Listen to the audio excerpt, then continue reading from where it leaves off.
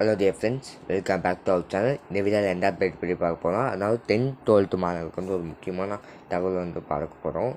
என்ன தகவல்னு பார்க்கணும், இன்னும் நம்ம சேனல் சப்ஸ்கிரைப் பண்ணாமன்னா மறக்காமல் சப்ஸ்கிரைப் பண்ணிடுங்க. பக்கத்தில் இருக்க பெல் ஐக்கான் தட்டி விட்டுருங்க. அப்போ நாங்கள் போட்ட வீடியோஸ் உங்களுக்கு உடனே நோட்டிஃபிகேஷன் வரும். நீங்கள் ஸ்கூல் அண்ட் காலேஜ் அப்டேட்ஸ் பார்த்து தெரிஞ்சுக்கலாம். ஸோ வாங்க வீடியோக்குள்ளே போகலாம்.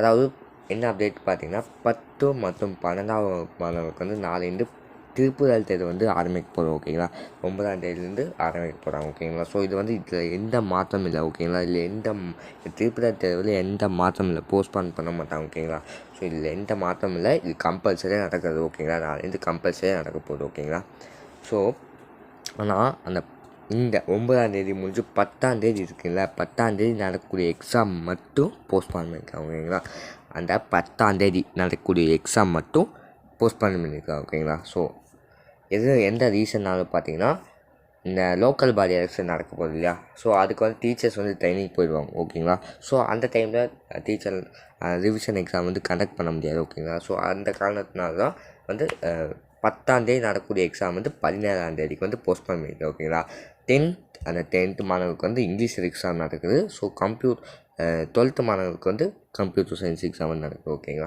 ஸோ அந்த எக்ஸாம்ஸ் வந்து போஸ்ட்பான் பண்ணியிருக்காங்க 17ஆம் தேதி. ஓகேங்களா, ஸோ மற்றபடி மற்ற எக்ஸாமில் எந்த மாற்றம் இல்லை. ஓகேங்களா, ஸோ 10ஆம் தேதி நடக்கக்கூடிய எக்ஸாம் தான் மாற்றம், மற்ற எக்ஸாமில் மாற்றம் இல்லை. ஓகேங்களா, எந்த மாற்றம் செய்யலை. ஓகேங்களா, ஸோ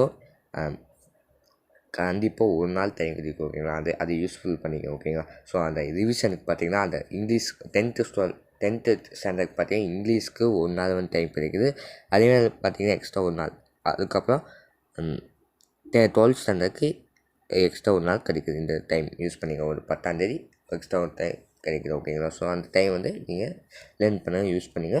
ஸோ அதே மாதிரி பார்த்தீங்கன்னா மாணவர்களுக்கு ஒரு முக்கியமான என்னென்னு சொன்னீங்கன்னா, மறக்காமல் இந்த எக்ஸாம் வந்து நல்லா எழுதுங்க. ஓகேங்களா, நல்லா கீப் ஸ்டடிங். ஓகேங்களா, நல்லா படித்து நல்லா எழுதுங்க அப்படின்னு. ஓகேங்களா, ஏன்னு பார்த்தீங்கன்னா முக்கியமான காரணம் ஏன்னு பார்த்தீங்கன்னா உங்கள் ஸ்கூல் டீச்சர்ஸை கரெக்ட் பண்ண மெயின் பாயிண்ட் என்ன, உங்கள் ஸ்கூல் டீச்சர்ஸ் வந்து இந்த பேப்பரை வந்து கரெக்ஷன் பண்ண போகிறதில்ல. ஓகேங்களா, ஸோ மற்ற ஸ்கூல் டீச்சர்ஸும் உங்கள் பேப்பரை வந்து கரெக்ஷன் பண்ண போகிறாங்க. ஸோ நல்லா நீட்டாக ப்ரெசன்டேஷன் கொடுத்து நல்லா சூப்பராக எழுதுங்க, நல்லா மார்க் வாங்க. ஓகேங்களா, ஸோ இந்த அப்டேட்டாக ஷேர் பண்ண வந்தேன். ஓகேங்களா, ஸோ இந்த அப்டேட் பிடிச்சா மறக்காமல் லைக் பண்ணுங்கள் அண்ட் உங்கள் ஃப்ரெண்ட்ஸுக்கு ஷேர் பண்ணுங்கள். உங்கள் ஃப்ரெண்ட்ஸ்க்கு யூஸ்ஃபுல்லாக இருக்கும்.